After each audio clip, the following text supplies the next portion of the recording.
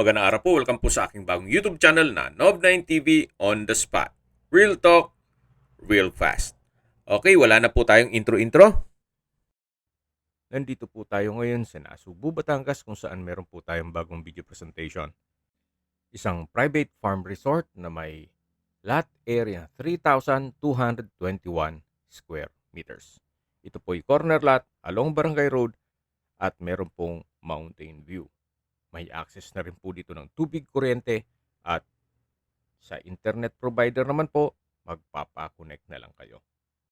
Tungkol naman sa dokumento nito, ito po ay titulado, kaya wala po kayong maging problema sa documentation o sa transfer ng title.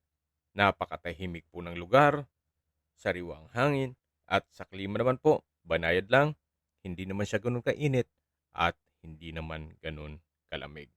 Ang kagandahan po dito sa property ay meron na po kayong main house, guest house, swimming pool, fish pond, at farm lot. Dito po sa harapan ay naka-concrete fence na po. Then sa likod po niyan ay yung swimming pool.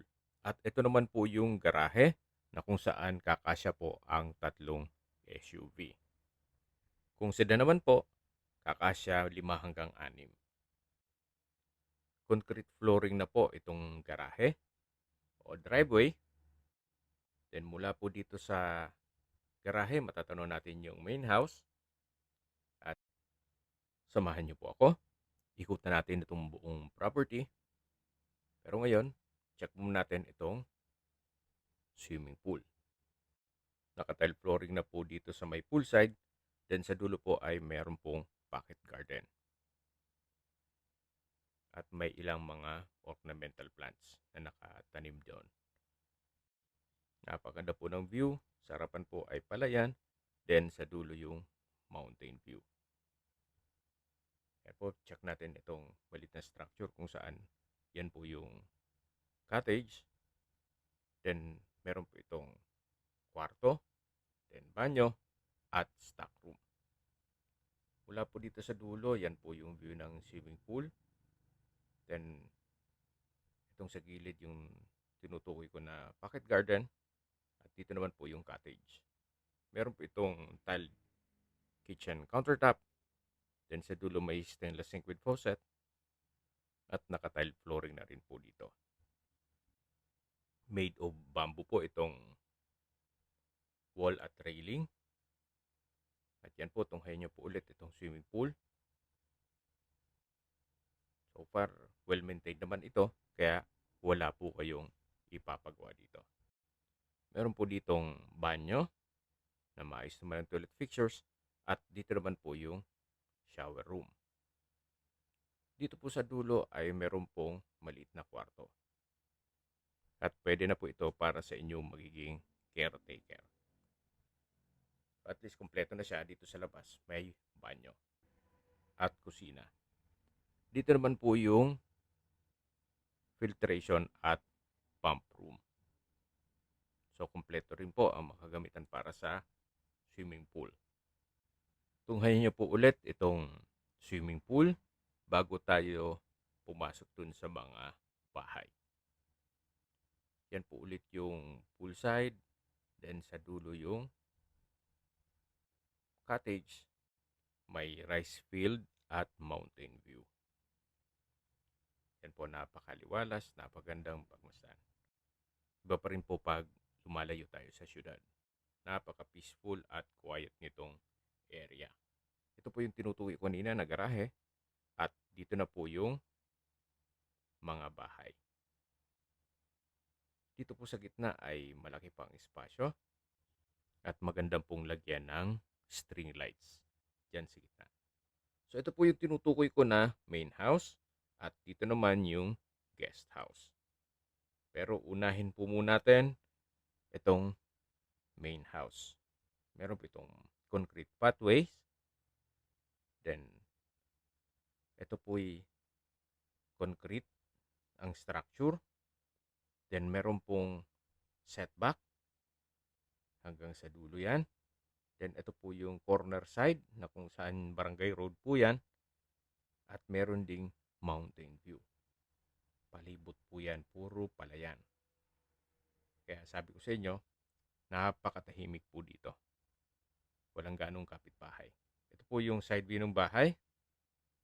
Then babalik po ulit tayo at papasok tayo. Meron pong ilang steps na stairs dito. Kahit senior citizen ay kakayanin pa naman. Dito po yung balkonahe na nakasawali itong ceiling. At dito naman po yung dining area. Then meron pong breakfast nook at yung formal kitchen. Then lahat pong materials dito sa side na to ay made of bamboo. Kahit po itong molding dito sa glass windows, even dito sa sliding glass door, ay made of bamboo. Yan po. Pasok po tayo dito sa kwarto. Napakalinis po. Maayos ang pintura ng ceiling at wall. At maaliwalas.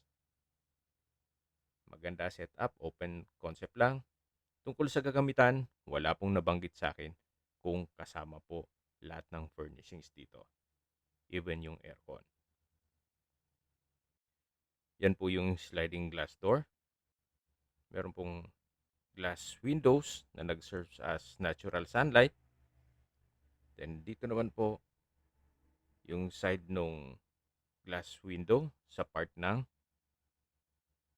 kitchen. Ito pong split type aircon for sure.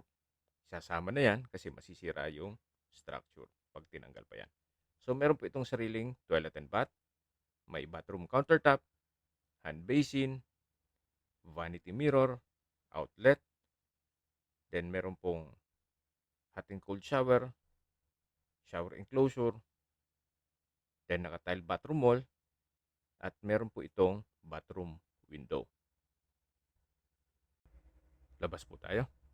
So dito naman po ay meron pong access door na papunta sa kusina kung saan dyan po tayo galing kanina. Yan po yung dining set o dining area at ito po yung breakfast nook. Kung sakali man po magustuhan nyo itong mga kagamitan nila, pwede naman nating i-negotiate ito. So mula po dito sa formal kitchen, meron pong ilang steps na hagdan din dito, papunta dito sa dulo nitong open space at ito po yung tinutukoy ko na fish pond. At sa dulo po yung farm lot na kung saan along Barangay Road din po yan. Napakalawak pa po. At tungkol naman sa isda dito sa loob ng fish pond, hindi ko lang alam kung anong meron dyan. Pero usually, pag ganito po ay tilapia, hito o dalag. Doon lang naman ang less maintenance sa mga isda. So yan po yung guest house at ito po yung open space na in between itong dalawang bahay. Yan po yung main house na kung saan galing na tayo dyan kanina. May concrete na pathway dito at dito naman po yung another structure na kung saan same design lang po. May balkonahe, made of bamboo po itong moldura. Then ito na po yung first bedroom. Sawali din po itong ceiling, may countertop. Then ito po yung toilet and bath na kumpleto ang toilet fixtures at naka-tile bathroom wall. So labas po tayo. Ito po ulit yung balkonahe at dito naman po yung second bedroom. Same setup, may bedroom, then sawali ang ceiling. Maayos din ang pintura ng ceiling at wall. May kapis na bintana. May countertop. Then, toilet and bath. Na kung saan maayos din po ang toilet fixtures nito. May hot and cold shower at bathroom window. Ito po yung pangalawang kwarto. So, paglabas po natin, tanaw din yung fish pond. Then, sa dulo yung farm lot. Na marami pa po kayong pwedeng i-project dyan. Especially kung mahilig po kayong magtanim. So yan po, tunghayan nyo po itong napagandang property na hindi lang isang bahay bakasyonan, kundi possible pa maging income generating. Binebenta po ito sa halagang 11 million pesos. Kung may mga katanungan po kayo, tawag lang po kayo sa aking numero. Ang full video po ay mapapanood nyo sa aking main YouTube channel na Nov9 TV Official. The Nov9 TV channel at Nov9 TV Listings. Salamat po sa panonood sa aking video at ingat po kayo lagi.